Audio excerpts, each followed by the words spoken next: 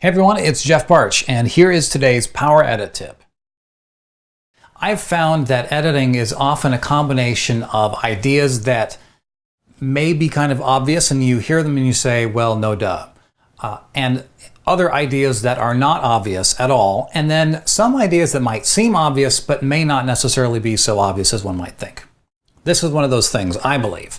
Now, for those of you who are master color correctors, this will be no new news to you. For the rest of the world, for those of us who don't spend our time in color correction bays all the time, here is a very cool thing that has helped me a lot in my adjustment of shots.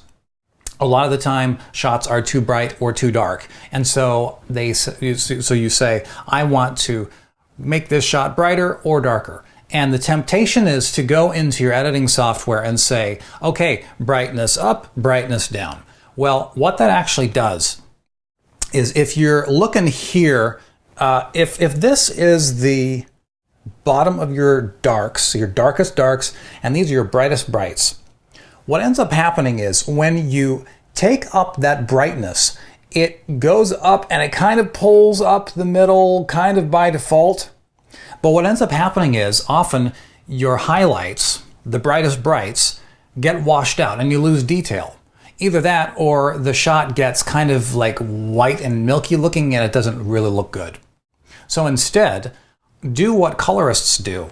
They work with, instead of just saying, make the brightest brights brighter and hope that it helps the stuff in the middle, they work directly with the middle. It's called the gamma. It's the midpoint between the brightest brights and the darkest darks.